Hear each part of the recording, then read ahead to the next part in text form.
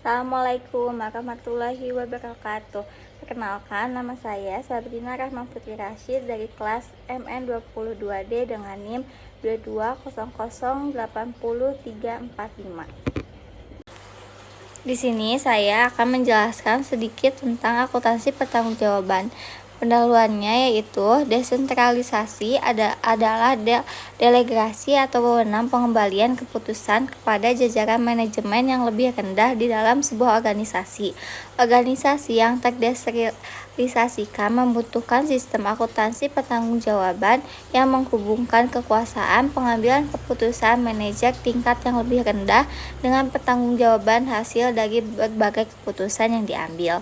Kadar desentralisasi tergantung pada luasnya otoritas pengembalian keputusan yang diselegrasikan oleh manajemen puncak kepada lapisan manajemen di bawahnya. Manajer ini mengemban otoritas untuk membantu keputusan-keputusan tanpa harus meminta persetujuan dari manajemen yang lebih tinggi.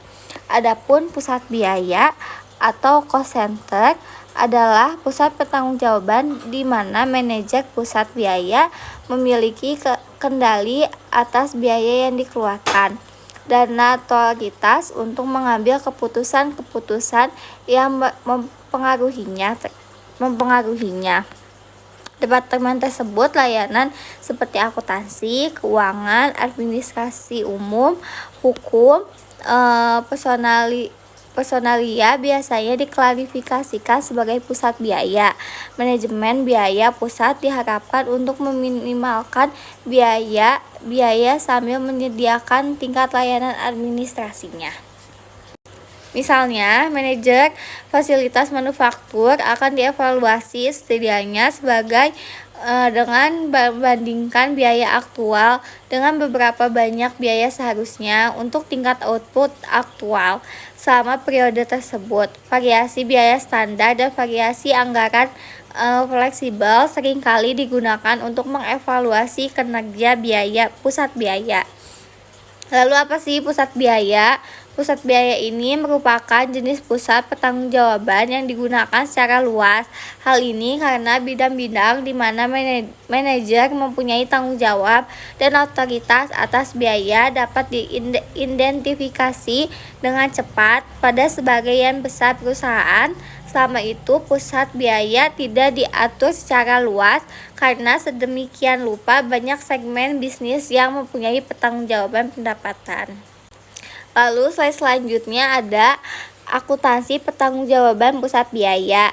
Ini dibagi menjadi dua. Pertama adalah terdapat dua metode yang lazim dipakai untuk memberikan umpan balik dalam pusat biaya. Metode pertama adalah biaya standar. Biaya standar untuk bahan baku langsung, tenaga kerja langsung, overhead pabrik dibandingkan dengan biaya aktual. Lalu slide selanjutnya ada akuntansi pertanggungjawaban pusat biaya. Ini dibagi menjadi dua. Pertama adalah terdapat dua metode yang lazim dipakai untuk memberikan umpan balik dalam pusat biaya. Metode pertama adalah biaya standar. Biaya standar untuk bahan baku langsung, tenaga kerja langsung, overhead pabrik dibandingkan dengan biaya aktual. Lalu yang kedua adalah metode anggaran fleksibel tanpa biaya standar yang memberi penggunaan pada perilaku biaya sebagai landasan untuk memproyeksi biaya dan pendapatan pada berbagai tingkat aktivitas. Biaya yang diproyeksi ini kemudian dibandingkan dengan kinerja aktual atau sesungguhnya dalam upaya untuk memberikan biaya terkendali atau tidak. Lalu ada pusat laba. Pusat laba atau profit center adalah pusat pertanggungjawaban di mana manajer pusat laba memiliki kendali atas biaya dan pendapatan.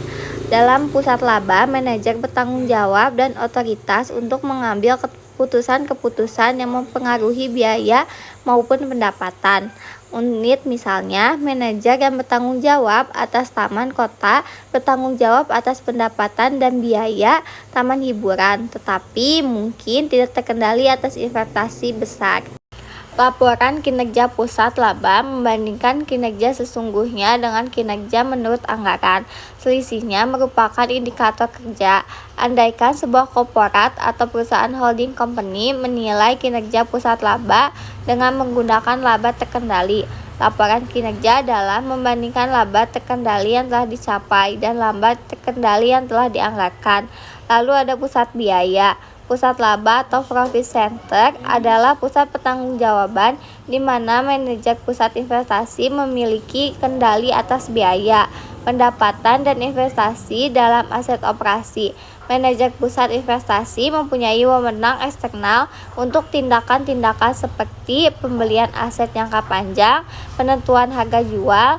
Manajer juga bertanggung jawab atas perolehan laba yang memadai dan pemilihan aset operasi yang dibutuhkan untuk mencapai laba itu.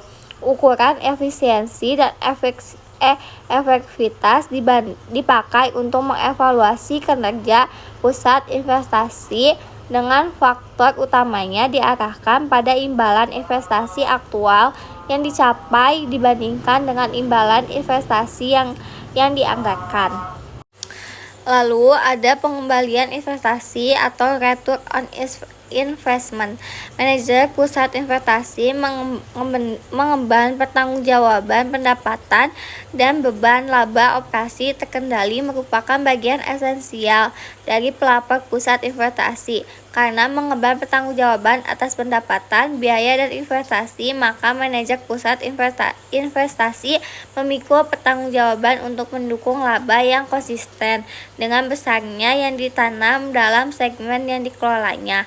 Lalu yang kedua adalah laba residu atau sisa pendapatan. Laba residu merupakan alternatif lainnya untuk mengukur kinerja divisi adalah selisih antara laba dan kembali minimal atau minimum required rate of return yang telah ditetapkan oleh perusahaan RI, sering juga disebut EVI, Economy Value Added. Terima kasih, sekian dari saya, mohon maaf bila ada salah. Wassalamualaikum warahmatullahi wabarakatuh.